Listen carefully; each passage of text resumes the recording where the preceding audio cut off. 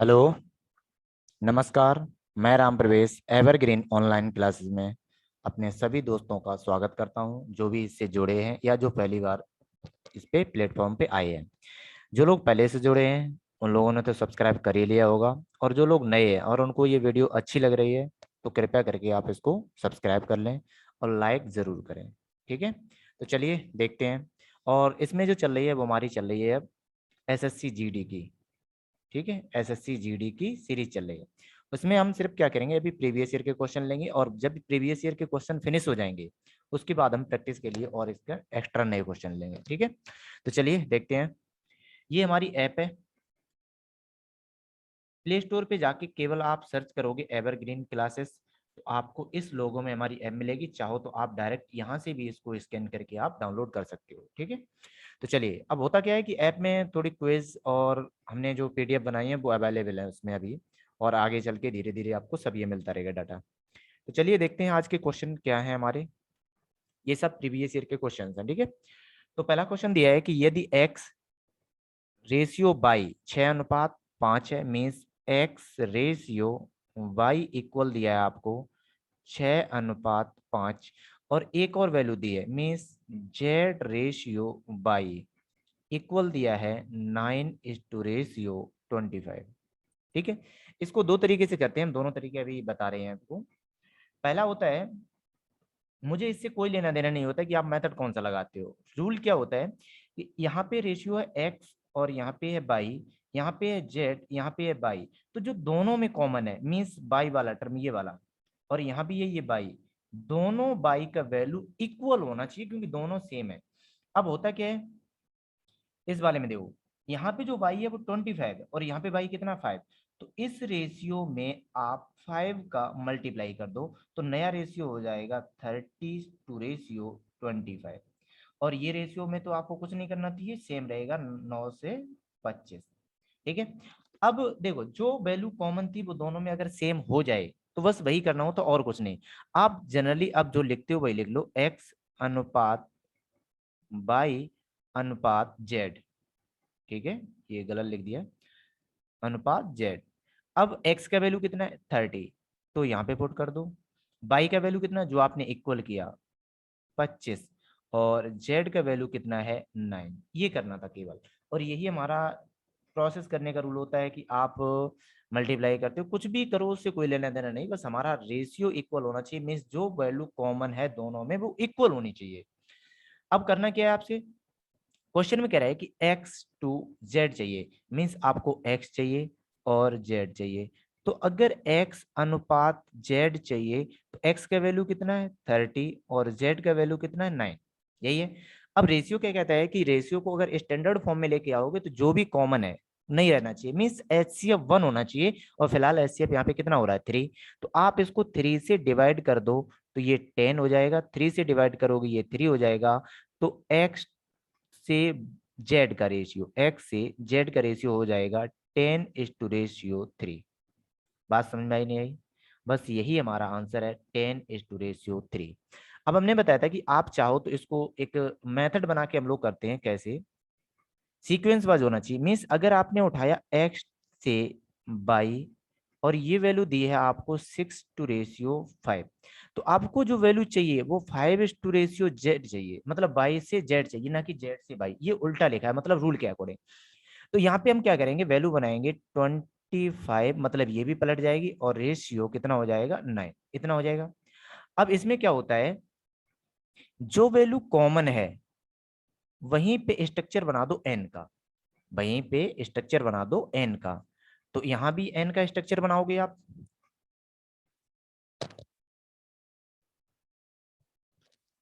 ठीक है। तो यहाँ पे जब एन का स्ट्रक्चर बनाओगे तो ये भी एन का बनेगा। तो होता क्या है, यहाँ पे आप लोगे बाई, अभी कलर चेंज कर लें, एक्स बाई और जेड, मतलब यहाँ से स्टार्ट करते एक सीधी लाइन, दूसरी सीधी लाइन, तीसरी सीधी लाइन का मल्टीप्लाई। तो 25×6 150, 25×5 125, एक सीधी लाइन, और 9×5 45, ये अनुपात आएगा। अब मुझे क्या चाहिए, एक्स से जेड का रेशियो चाहिए, तो एक्स है आपका 150 और जेड है आपका 45, यही है। तो तो 15 से काट दो, 15 से काटोगे ये 10 बार और 15 से काटोगे ये 3 टाइम्स।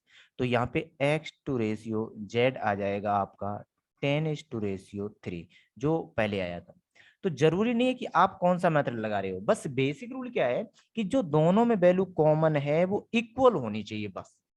तो उम्मीद करते हैं ये समझ में आ गया होगा। चलिए नेक्स्ट क्वेश्चन देखते हैं। नेक्स्ट क्वेश्चन में कह रहा है कि मनोज 486 रुपए में 324 टॉफियां खरीदता है, तो 50% लाभ कमाने के लिए उसे 90 रुपए में कितनी टॉफियां बेचनी पड़े। तो हम यहाँ पे एक बात बता रहे हैं कि जब भी आपसे इस टाइप का क्वेश्चन हो, कितनी टॉफियां बेचे तब लाभ हो या हानि हो, तो उस केस में हमेशा और हमेशा आप क्या करना, इजी बनाने के लिए एक टॉफी की कीमत निकाल लेना केवल। तो यहाँ पे दे रहा है आपको क्वेश्चन में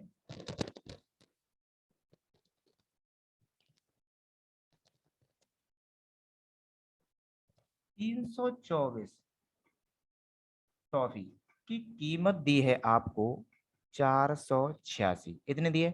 तो एक टॉफी की कीमत कितनी होगी, तो वो हो जाएगी 486/324।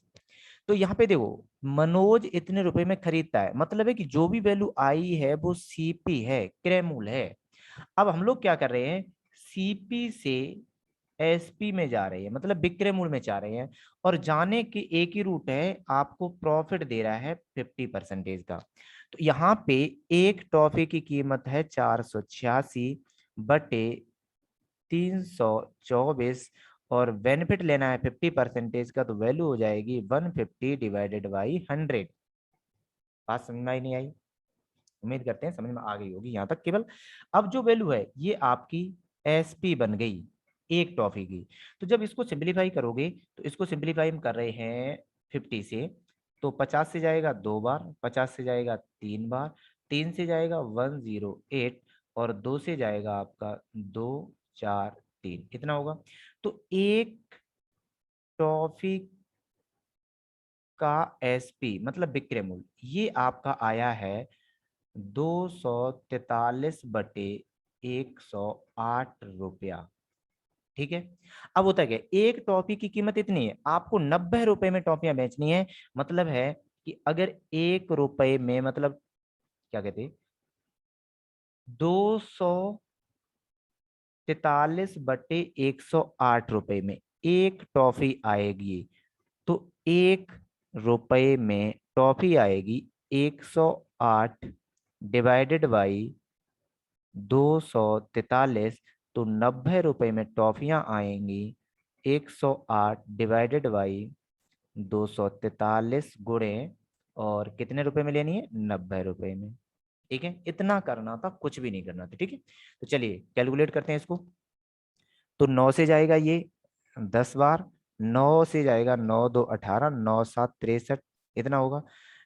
ठीक है, 27 से ये जाएगा आपका कितना बार जाएगा, 27 दूनी 54, 4 बार। ठीक है, तो 4 और 10 का मल्टीप्लाई कितना हो जाएगा आपका 40। तो यही हमसे पूछ रहा है कि 90 रुपए में कितनी टॉफियां बेचनी पड़ेंगी आपको, 40 बेचनी पड़ेंगी। उम्मीद करते हैं बात समझ में आई होगी। कुछ भी नहीं करना, आपको क्या करना है, एक टॉपी का क्रय मूल्य निकालना, और एक ही टॉपी के क्रय मूल्य पे आपको क्या चाहिए, विक्रय मूल्य। जो विक्रय मूल्य है उससे 90 को डिवाइड कर देना, आपका आंसर आ जाएगा। ठीक है, चलिए नेक्स्ट क्वेश्चन देखते हैं। यदि एक वर्ग के विकर्ण की लंबाई 14 सेंटीमीटर है, तो वर्ग का क्षेत्रफल क्या है। तो देखते हैं वर्ग होता कैसा है, शेप कहाँ गई, ये गई, इसमें से ये हमारा स्क्वायर है। ठीक है, अब देखो इस स्क्वायर में आपसे कह रहा है कि जो स्क्वायर दिया है, ये स्क्वायर किस डायमेंशन का है मुझे नहीं पता, पर मुझे ये पता है कि जो भी ये स्क्वायर है इसकी चारों भुजाएं इक्वल होती हैं। ठीक है, चारों भुजाएं कैसी होती हैं, इक्वल होती हैं। अब हम क्या कर रहे हैं कि अगर हम कहें कि अगर चारों भुजाएं इक्वल हैं, तो आपको, अभी पेन कहाँ गया, ठीक है, अब देखो अगर चारों भुजाएं इक्वल हैं तो आपको क्या करना है, इनमें से किसी एक को मान लो, इसको ए मानोगे तो इसको ए माना, इसको ए माना, इसको ए माना, मान सकते हैं क्योंकि चारों भुजाएं बराबर हैं। अब करना क्या है, पहला, अगर हम इसके फॉर्मूला लिखें, पहला होता है परिमाप, जिसको बोलते हैं पेरीमीटर। तो परिमाप इक्वल होता है 4 गुणे भुजा। ठीक है, सेकंड होता है आपका क्षेत्रफल। क्षेत्रफल होता है भुजा का स्क्वायर, भुजा गुणे भुजा। अब होता है विकर्ण, हम डायरेक्ट फॉर्मूला लिख रहे हैं, यहाँ पे प्रूफ नहीं देख रहे हैं, प्रूफ देखेंगे जब मेंसुरेशन चैप्टर चलेगा आपका। तो विकर्ण होता है इसका √2 गुणे भुजा, इतना होता है। अब इसी कॉन्सेप्ट को यूज करना है। वो ये कह रहा है कि एक विकर्ण की लंबाई 14 सेंटीमीटर है, मींस इसकी लंबाई दी है ये आपको, तो आपसे एरिया पूछ रहा है। अब अगर आपसे एरिया पूछ रहा है तो पहला काम है, यहाँ पे हम कर ले रहे हैं √2 गुणे ए इक्वल 14 सेंटीमीटर। तो जब ए का वैल्यू फाइंड आउट करोगे तो वैल्यू हो जाएगी 7√2। कैलकुलेट कर लेना अपना, नहीं प्रॉब्लम हो तो इतना इजी कोई। अब अगर आप एसएससी जीडी की तैयारी कर रहे हो तो इतना तो हो ही जाएगा। अब करना क्या है, आपसे एरिया पूछ रहा है तो आपको पता है कि जो एरिया है वो एरिया इक्वल होता है भुजा गुणे भुजा, मीन्स भुजा का स्क्वायर। अब भुजा के स्क्वायर है तो भुजा है कितनी, 7√2। तो 7√2 को 2 बार मल्टीप्लाई करना है केवल। तो 7 और 7 का हो जाएगा आपका 49, और √2 बनाएगा 2, तो वैल्यू हो जाएगी 98। कितनी हो जाएगी, 98। अब यहाँ पे एक यूनिट का खेल और होता है, वो भी देखें। यहाँ पे सेंटीमीटर चल रहा है, तो सेंटीमीटर क्यों चल रहा है, भुजा को आपने एक बार यूज किया है, और यहाँ पे भुजा को 2 बार यूज किया है, तो ये हो जाएगा आपका सेंटीमीटर स्क्वायर। ऑप्शन कौन सा होने वाला आपका, थर्ड। उम्मीद करते हैं अभी ये क्वेश्चन समझ में आ गया होगा, मेंसुरेशन का इजी क्वेश्चन है। चलिए नेक्स्ट क्वेश्चन क्या कहता है। नेक्स्ट क्वेश्चन है आपका वर्क एंड टाइम का, और उसमें 3 कैंडिडेट हैं, रवि, मनीष और नवीन। तो चलिए इनसे भी काम करवा लेते हैं। तो एक कैंडिडेट है रवि, एक कैंडिडेट है मनीष, और एक कैंडिडेट है नवीन। तो होता क्या है कि अगर रवि किसी कार्य को करे तो वो 30 दिन में काम पूरा कर देगा, और वही काम अगर मनीष करे तो उसको काम करने में 15 दिन लगते हैं, और वही काम अगर नवीन करेगा तो इसको केवल 10 दिन लगते हैं। तो यहाँ पे आपको एक तो बात समझ में आ रही होगी कि जो रवि है उसकी कार्य क्षमता कम है, मतलब वो धीमे काम कर पाता है, और जो नवीन है वो तेज तेज काम करता है, तो जल्दी काम करके फिनिश कर देगा। अब होता क्या है कि हम लोग जब भी वर्क एंड टाइम होता है तो उसका एलसीएम लेते हैं और पता करते हैं एप्रोक्स, मतलब जो वर्क है कितनी यूनिट का है। तो जब इनका एलसीएम लोगे तो एलसीएम कितना आएगा, 30। अगर 30 दिन में 30 काम करेगा तो एक दिन में काम करेगा एक, 15 दिन में 30 काम करेगा तो एक दिन में काम करेगा दो, और एक दिन में काम करेगा 3। तो जो एक दिन में काम करने वाला है, मतलब जो यूनिट है, वही आपकी कार्य क्षमता है। ठीक है, इतना आपको हर एक क्वेश्चन में करना होता है, जो भी आप पढ़ते हैं आपको पता होगा। अब करना क्या है इसमें, देखो आगे देखो, वे मिलकर कार्य आरंभ करते हैं, परंतु रवि कार्य शुरू होने के 2 दिन बाद छोड़ देता है। तो एक छोड़ देता है 2 दिन बाद, बात अलग है, लेकिन 2 दिन तो सब लोग करते हैं, तो 2 दिन सबसे काम करवा लो। मीन्स ए मतलब कौन है, ये रवि, मनीष और नवीन, इनसे 2 दिन काम करवा लो।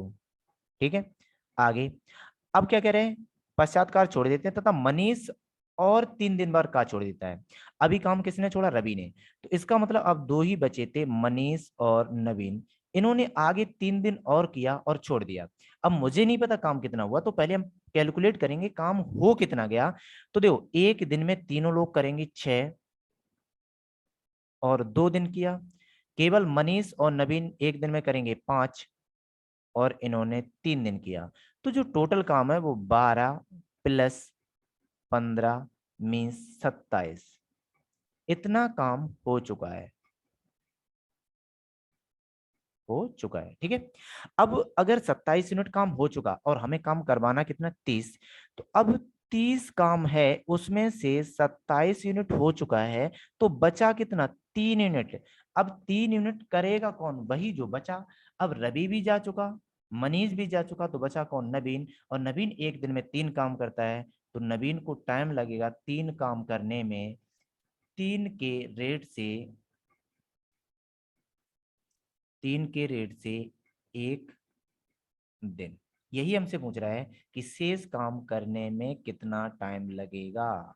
बात समझ में आई या नहीं आई, नहीं आई तो एक बार इस वीडियो को रिवाइंड करके देख ले, आ जाएगी। चलिए नेक्स्ट क्वेश्चन पे।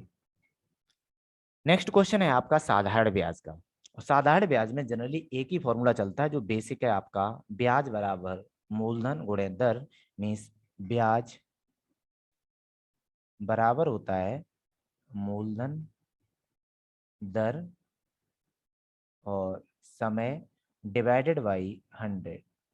इतना होता है, और इसी को घुमा फिरा के चलाते रहते हैं। अब देखो क्वेश्चन में, तो क्वेश्चन में कह रहा है कि 10,640 की एक राशि, मतलब मूलधन दिया है 10,640 रुपया, 5% की साधारण ब्याज की दर से, मीन्स रेट दिया है 5%, और यहाँ पे 3,724 ब्याज मिलता है, मीन्स SI, सिंपल इंटरेस्ट 3,724 ये भी दिया है। आपसे पूछ रहा है कि x वर्षों में, मीन्स टाइम आपसे पूछा गया है। तो जब हम टाइम कैलकुलेट करते हैं तो टाइम के लिए इसी को सिंप्लीफाई कर लेते हैं, और वैल्यू बन जाती है SI गुणे 100 डिवाइडेड बाई मूलधन गुणे रेट। ठीक है, ये होगा। यहाँ से टाइम चाहिए तो यहाँ पे वैल्यू हो जाएगी आपकी 3,724 गुणे 100 डिवाइडेड बाई 10,640, और रेट कितना है आपका 5। ठीक है, हम कैलकुलेटर लगा के कर रहे हैं, आप इसको सिंप्लीफाई करना, क्योंकि हम इसको सिंप्लीफाई करेंगे तो टाइम लगेगा और कुछ नहीं। तो जब हम इसको पे कैलकुलेटर लगाया तो हमने देखा कि जो टाइम है वो आपका आया 7 वर्ष। कैलकुलेटर लगा लेना आप, ठीक है। तो टाइम कितना आएगा 7 वर्ष, और इजी क्वेश्चन है, नॉर्मली सबसे हो भी जाएगा। चलिए नेक्स्ट क्वेश्चन देखते हैं। नेक्स्ट क्वेश्चन में कह रहा है कि दो संख्याओं का एलसीएम और एचसीएफ, ये लिखा है आपका एलसीएम और ये लिखा है आपका एचसीएफ, ये एक 60 है और एक 4 है। मीन्स जो एलसीएम है वो तो आपका 60 है, और जो एचसीएफ है वो आपका 4 है, और दोनों नंबर का योग ये भी दिया है, ये दिया है आपको 32। इन संख्याओं में अंतर पूछा है। तो आपको पता है कि जो एलसीएम और एचसीएफ का रिलेशन क्या होता है, कि एलसीएम इक्वल होता है आपका सहभाज्य नंबर का मल्टीप्लाई इनटू एचसीएफ, ये होता है। तो यहाँ पे नंबर 60 एलसीएम है, ए बी मुझे पता नहीं क्योंकि ये हमने सहभाज्य माने हैं, और मासा दिया है आपको 4। तो यहाँ से जो ए बी है दोनों का मल्टीप्लाई, मतलब सहभाज्य का मल्टीप्लाई, वो आ जाएगा आपका 15। अब अगर ये 15 है तो आगे योग दे रहा है तो योग निकालो, कोई प्रॉब्लम नहीं। अब मुझे पता है कि जो हमने सहभाज्य माने ए और बी, सहभाज्य में अगर मासा का गुणा करो तो वास्तविक बन जाते हैं, इतना तो पता ही है। तो अब योग के लिए कर रहे हैं, तो हमने किया, मासा कितना है 4, 4A और 4B, दोनों का समेशन दिया है, that is equal to 32। 4 common लेके इसको डिवाइड करोगे तो वैल्यू हो जाएगी A plus B equal to 8, इतना हो जाएगा। अब यहां से देखा जाए तो इक्वेशन एक ये बनी थी और सेकंड इक्वेशन आपकी ये बनी। दोनों इक्वेशन को अगर हम एक साथ लिखें तो वैल्यू बनेगी a into B equal to 15 और a plus B equal to 8, इतना आया। अब देखो, चाहो तो आप इसको मेथड लगा के सॉल्व कर सकते हो, पर इतना तो कॉमन सेंस होना चाहिए। यहाँ पे दो नंबर का मल्टीप्लाई है, तो यहाँ पे दो नंबर मिल रहे हैं मुझे 5 और 3, और उन्हीं दोनों का यहाँ पे समय 5, 3, 8। ठीक है, तो एक ए है एक बी है, तो एक 5 है और एक 3 है। अगर आपको वास्तविक चाहिए, कैसे चाहिए वास्तविक, तो अभी हमने बोला है सहभाज्य नंबर में मासा का गुणा कर दो, तो 5 और 3 में मासा का गुणा कर दो 4 का, तो 4 पंचे 20 और 4 3 12, 4 पंचे 20, 4 3 12। अब डिफरेंस चाहिए तो डिफरेंस दोनों में कितना हो जाएगा 8, नॉर्मली ये पूछा था। अब होता क्या है कि आप चाहो तो अभी आपने क्या किया, पहले मल्टीप्लाई किया उसके बाद डिफरेंस किया, आप चाहो तो यहीं पे डिफरेंस कर लो 2 और बाद में मल्टीप्लाई मासा का कर दो, तब भी आपका आंसर वही आएगा। ठीक है, चलिए नेक्स्ट क्वेश्चन देखते हैं। नेक्स्ट क्वेश्चन में कह रहा है कि एक दुकानदार 20% की छूट देने के पश्चात 36% का लाभ कमाता है, तो अंकित मूल्य क्रय मूल्य से कितना प्रतिशत अधिक है।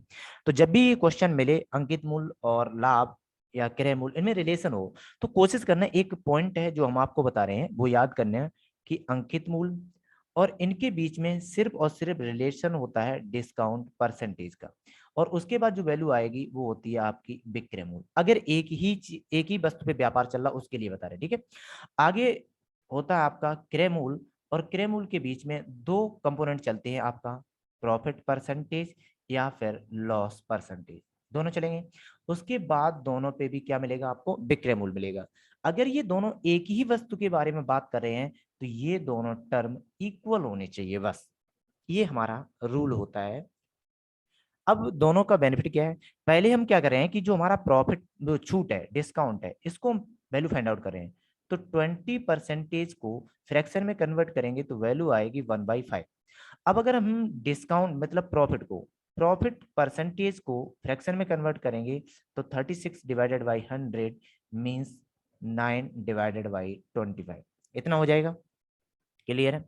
अब होता क्या है डिस्काउंट, तो डिस्काउंट में जो नीचे वैल्यू होती है वो अंकित को वसूल करती है और ऊपर जो होती है वो डिस्काउंट को शो करती है। इसका मतलब है कि 5 रुपए पे डिस्काउंट मिल रहा है एक का, तो वो सेल होगी 4 रुपए में। अब यहाँ पे जब प्रॉफिट या लॉस की बात करते हैं तो जो नीचे वैल्यू है वो क्रयमूल्य होती है और ऊपर आपका लाभ और हानि कोई भी एक टर्म होगा। तो आपको पता है कि 25 रुपए वाली पे अगर 9 रुपया लाभ लोगे तो बेचना पड़ेगा 34 में। बात समझ में आ गई ये नहीं आई। अब देखो हमने बोला है कि विक्रय मूल्य दोनों टर्म के इक्वल होते हैं, तो ये वाली वैल्यू आपकी इक्वल होनी चाहिए कैसे भी करो बस। तो उस केस में हम लोग क्या करते हैं, इस वाले टर्म में मल्टीप्लाई कर रहे हैं आपका 17 का और इसमें मल्टीप्लाई कर रहे हैं 2 का। ठीक है, तो यहाँ पे करोगे तो ये हो जाएगा 85 से 68 और यहाँ हो जाएगा आपका 50 से 68, वैल्यू इक्वल हो गई। अब हमसे पूछ रहा है कि जो आपका क्रय मूल्य था ये वाला और ये है आपका अंकित मूल्य, तो क्रय मूल्य से कितना ज्यादा है, तो क्रय मूल्य से कितना ज्यादा है 35, किस पे ज्यादा है 50 पे मल्टीप्लाई बाई 100, तो कितने प्रतिशत ज्यादा है, तो प्रतिशत कितना ज्यादा है 70% ज्यादा है। आप हमेशा ध्यान रखना अगर एक वस्तु के में आपको अंकित मूल्य क्रय मूल्य विक्रय मूल्य डिस्काउंट प्रॉफिट लॉस कुछ भी चल रहा है तो यही वाला स्ट्रक्चर लगाने की कोशिश करना, तो क्वेश्चन जल्दी हो जाएगा। ठीक है, चलिए नेक्स्ट क्वेश्चन देखते हैं।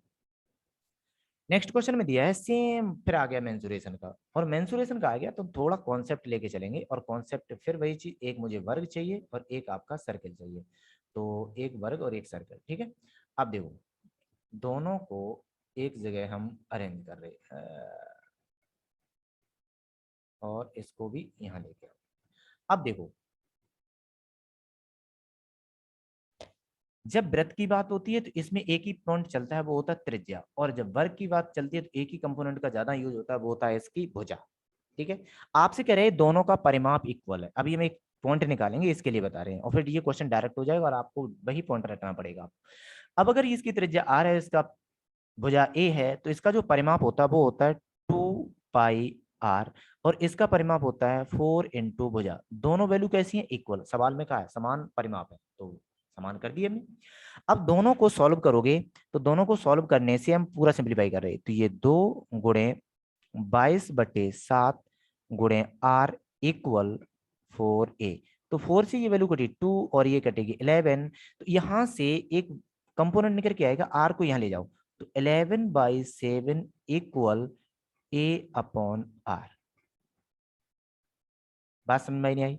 अब ये बात है क्या चीज वो भी, चलो नेक्स्ट पेज पे चलते हैं।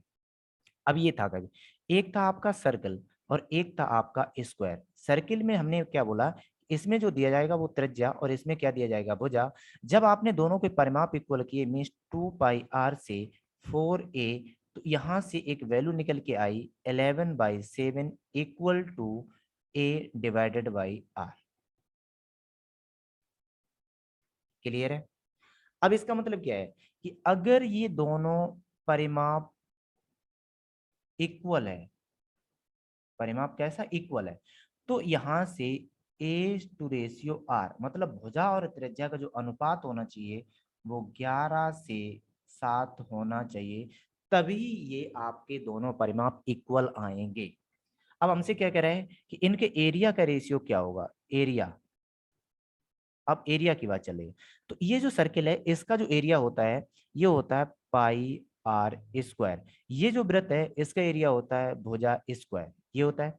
वैल्यू जो भी आपने फाइंड आउट की यहीं पे पुट कर दो, तो जो पाई है वो तो आपका मान हो जाएगा 22/7 गुणे r² मीन्स 11 का स्क्वायर, नहीं आर त्रिज्या, तो 7 × 7 रेशियो निकाल रहे हैं। ठीक है, अभी हमने ऊपर लिख दिया रेशियो निकाल रहे हैं, और यहाँ पे भुजा स्क्वायर मीन्स 11 यही रहेगा। तो एक साथ से ये एक साथ कैंसिल होगा, 11 से ये जाएगा 2 टाइम्स और 2 और 7 का मल्टीप्लाई होगा 14 और रेशियो बन जाएगा 11। मीन्स जब अगर परिमाप इक्वल हैं, और परिमाप इक्वल कब होंगे, जब भुजा और त्रिज्या का रेशियो 11 से 7 हो, तो यहाँ पे जो एरिया होगा उसका जो रेशियो होगा, मीन्स एक वर्ग से एक सर्किल में, तो यहाँ पे जो वर्ग है उसका कितना आया 11 यूनिट, और एक जो वृत्त है उसका कितना आया 14 यूनिट। यही आपको रटना पड़ेगा। क्लियर है नहीं है, देख लेना एक बार, ठीक है। तो इसी कॉन्सेप्ट को हम यहाँ पे यूज कर रहे हैं, और इसको जो भी हमने लिखा वो सब मिटा रहे हैं, क्योंकि हमने अगले पेज पे आपको पूरा क्लियर किया।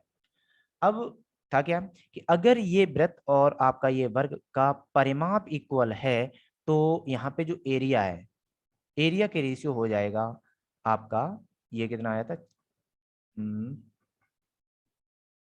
11 से 14, 11 से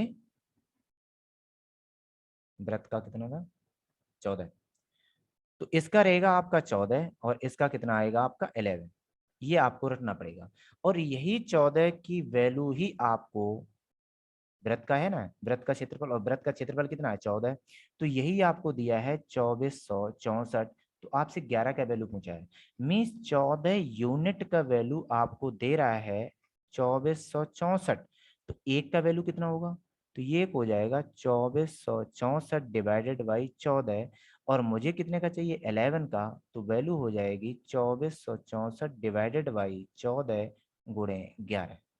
ठीक है, आप कैलकुलेटर, हम तो कैलकुलेटर लगा रहे हैं, आप इसको सिंपलीफाई कर लेना, आप नॉर्मली जो आप करते हैं वैल्यू कितनी आएगी आपकी 1 आएगी। ठीक है, मीन्स 1936 आएगी।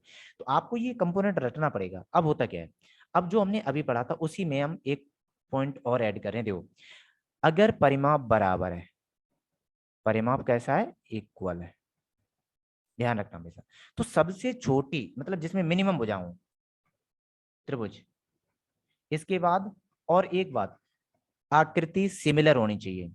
सिमिलर मीन्स भुजा इक्वल होनी चाहिए, सिमिलर भुजाएं इक्वल होनी चाहिए। तो पहला आपका ट्रायंगल, उसके बाद वर्ग। अब चतुर्भुज में तो बहुत से होते हैं, मुझे वर्ग चाहिए, सबकी भुजा बराबर चाहिए। वर्ग, वर्ग के बाद आता है पंचभुज, फिर एक होता है षटभुज। ये क्रम से चलता रहेगा, और सबसे ज्यादा भुजाएं किसमें होती हैं आपकी सर्किल में होती हैं। तो जो ये है एरिया, इसका एरिया सबसे कम, इसका एरिया और से कम, इससे कम, और सबसे एरिया ज्यादा किसका होगा आपका वृत्त का होगा, और वो भी कब, जब परिमाप इक्वल हो तब, और सभी भुजाएं आपस में अपने आप में बराबर हो। अगर हम ट्रेंगल की बात करें तो ट्रेंगल की सभी भुजाएं बराबर हो। अगर हम चतुर्भुज की बात करें तो उसका जो वर्ग है उसकी भुजाएं बराबर हो। पंचभुज की बात करें तो पंचभुज में अपनी भुजाएं बराबर हो। षटभुज की बात करें तो षटभुज में अपनी भुजाएं बराबर हो। तो यहाँ पे क्या होता है कि भुजा के अकॉर्डिंग, भुजा बढ़ने पर एरिया बढ़ता है, एरिया बढ़ता है। ये कॉन्सेप्ट था और कुछ नहीं। ठीक है, चलिए नेक्स्ट क्वेश्चन देखते हैं। नेक्स्ट क्वेश्चन दिया है कि पीयूष 8 किलोमीटर प्रति घंटा की गति से दौड़ रहा है, तथा वह प्रत्येक तीसरे किलोमीटर के अंत में आराम करने के लिए 5 मिनट रुकता है, तो 56 किलोमीटर की दूरी तय करने में कितना समय लगेगा। नॉर्मली बहुत अच्छा क्वेश्चन है, चलिए देखते हैं। क्वेश्चन है कि आपसे कह रहा है कि एक पीयूष कैंडिडेट है, वो 56 किलोमीटर दौड़ेगा, तो 56 किलोमीटर इसको दौड़ाना है। ठीक है, नहीं दौड़ेगा फिर भी दौड़ेगा। अब वो है क्या, आपसे कह रहा है कि वो 8 किलोमीटर प्रति घंटा की गति से दौड़ता है, तो जब आराम नहीं करता है लेकिन दौड़ता है, तो दौड़ने में टाइम कितना लगा, दौड़ने में टाइम, और टाइम इक्वल होता है, समय बराबर होता है दूरी बटे चाल। तो दूरी कितनी है 56, चाल कितनी है 8, मीन्स 7 घंटे। तो 7 घंटे तो उसको केवल चलने चलने में लगेंगे। बात समझ में नहीं आई। अब वो 5 मिनट रुक भी रहा है तो उसका टाइम कितना लगेगा, अब वो चीज मुझे कैलकुलेट करनी है। अब देखो यहाँ पे मान के चल रहे हैं ये 3 किलोमीटर हो गया, ये अगला 3 किलोमीटर हो गया, ये 3 किलोमीटर हो गया, ये 3 किलोमीटर होगा। तो अब ये पता करना है 3 3 किलोमीटर के स्टेप कितने बनेंगे। तो 3 3 किलोमीटर के स्टेप बनाने हैं आपको, और किस में बनाने हैं 56 में, तो इसको भाग दे दो 3 से। तो 3 से भाग दोगे, 3 एकम 3, 3 8 24, और बचेंगे 2 किलोमीटर। अभी इसका मतलब है कि 18 स्टेप बने। अब यहाँ पे देखो, एक स्टेप देखो, पहला स्टेप, दूसरा स्टेप, तीसरा स्टेप, चौथा स्टेप, पांचवा स्टेप, छठा, और लास्ट में रहा होगा 18वां।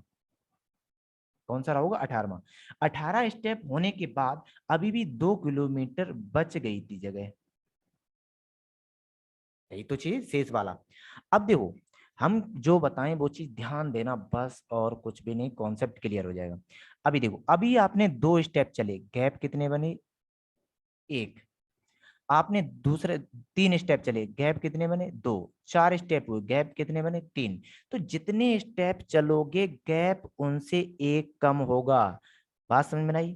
तो 3-3 किलोमीटर के 18 स्टेप हैं और एक 2 किलोमीटर का स्टेप है। मीन्स आपने टोटल 19 स्टेप चले हैं। 19 स्टेप चले हैं तो जो गैप होंगे उनकी संख्या कितनी होने वाली है? 18। मतलब 18 बार आपने विश्राम किया, रुके, आराम किया। और एक बार आराम करने का टाइम कितना ले रहे हो? 5 मिनट। तो यहाँ पे आराम करने का टाइम वो हो जाएगा 18 × 5 मीन्स 90 मिनट। और 90 मिनट का मतलब है कि 1 घंटा 30 मिनट। इतना देर आप आराम में ले लिए और आपको चलने में कितना समय लगा? 7 घंटा। तो जो टोटल टाइम है, अब यहाँ पे लिख रहे हैं हम टोटल टाइम, तो जो चलने का टाइम है और प्लस आराम का टाइम है, ये आपको कैलकुलेट करना था। तो चलने का टाइम 7 घंटा और ये 1 घंटा 30 मिनट, तो टाइम लगा 8 घंटा 30 मिनट। बात समझ में आई नहीं? तो टाइम कितना लगा आपको? 8 घंटा 30 मिनट। तो उम्मीद करते हैं ये क्वेश्चन समझ में आ गया हो, कोई टफ नहीं, केवल थोड़ा लॉजिक लगाना था, थोड़ा समझना था। ठीक है, चलिए नेक्स्ट क्वेश्चन देखते हैं। नेक्स्ट क्वेश्चन और इस सीरीज का लास्ट क्वेश्चन। ठीक है, 10 क्वेश्चन हो जाएंगे हमारे, फिर नेक्स्ट 10 क्वेश्चन मिलेंगे। अब इसमें क्या दिया है? नीचे दिए गए बार चार्ट में 7 विभिन्न प्रकार की मिठाइयां S1 S2 S3 S4 S5 S6 and S7, मतलब 7 मिठाइयां हैं। ठीक है, उपयोग हुई चीनी की मात्रा को मिठाई के कुल वजन के प्रतिशत के रूप में बताया गया है। मतलब है कि अगर एक आप परसेंटेज को ब्रेक करोगे तो यहाँ पे जो वैल्यू आएगी वो मिलेगी चीनी बटे कुल वजन, ये आएगा। ये बता रहा है चीनी की मात्रा और मिठाई का कुल वजन, यही तो बता रहा है। ठीक है, अब यहां से आपको क्या करना है, जो क्वेश्चन है वो देखो। मिठाई S3, अब बात चलेगी S3 के बारे में। तो S3 में 16% चीनी है। चीनी कितनी है? 16%। अभी हमने बोला कि जब हम इसको भिन्न में कन्वर्ट करेंगे तो जो ऊपर वाली मात्रा वो चीनी बताएगी और नीचे वाली मात्रा हमेशा टोटल वजन बताएगी। ठीक है, तो इसमें क्या होता है, आपको 16% को ब्रेक करना है। तो 16% को ब्रेक करोगे तो 16/100 हो जाएगा, जनरली हम परसेंटेज में पढ़ते हैं। और इसको ब्रेक करोगे तो 4×4 = 16, 4 से 100 कटेगा 25, ये रहेगा। तो यहाँ पे जो ऊपर है वो तो शुगर है, क्या दिए? शुगर। और नीचे दे रहा है टोटल वेट। Total weight. अब इसी का यूज करके वैल्यू चाहिए। तो आपसे कह रहा है कि मिठाई का कुल वजन कितना है? 450। ये वास्तविक है और ये हमारा अनुपातिक है। तो 25 यूनिट का वैल्यू दिया है 450, तो 1 यूनिट का वैल्यू चाहिए। तो 450 डिवाइडेड बाई 25 इतना होगा। तो 25 अट्ठे 200 होते हैं और 16 और 2 18। इसको सिंप्लीफाई करोगे तो वैल्यू कितनी आएगी? 18। तो 1 यूनिट का मान 18 kg है और आपको कितने यूनिट चाहिए? 4 यूनिट। तो 4 यूनिट का मान हो जाएगा 18 × 4 मतलब 72 kg। तो इसका मतलब है कि जब हम S3 मिठाई बना रहे थे उसमें आपको 72 kg चीनी यूज करनी पड़ेगी। कब? जब कुल वजन आपका कितना होगा? 450 kg होगा। उम्मीद करते हैं आपको ये वीडियो पसंद आई होंगी। अगर ये वीडियो पसंद आए हैं तो जो भी आपको लगे कि इसमें और सुधार हो सकता है तो कृपया करके आप जरूर कमेंट करें। और वीडियो अगर आपको पसंद आ रही है तो लाइक जरूर करें, चाहे आप सब्सक्राइब हो चाहे ना हो। हम ये नहीं कह रहे, हमारी भी जिस किसी की भी वीडियो पसंद आए उसको लाइक जरूर करें। इसका रीजन होता है कि वो कैंडिडेट आपको बहुत मेहनत से बनाता है और आप उसे पसंद भी करते हैं। तो पसंद करने का मतलब है जो उसका मेहनत है उसका कुछ तो दे दो। तो वही चीज हम लाइक के रूप में मांगते हैं हर कोई।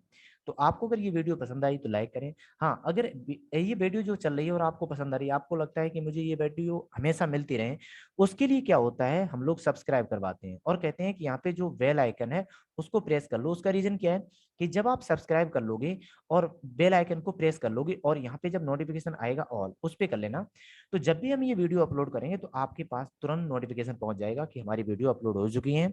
और आप चाहो तो उस टाइम देखो या बाद में देखो, इससे कोई रीजन नहीं है, बस आपके पास नोटिफिकेशन पहुंच जाएगा। ठीक है, और हाँ, अगर आपको ये वीडियो पसंद आ रही है और अच्छी लग रही है, आपको लगता है कि ये हम दूसरे को भी सेंड करें, तो शेयर जरूर कर दें। ठीक है, ओके। तो आज के लिए इतना ही, बहुत बहुत धन्यवाद।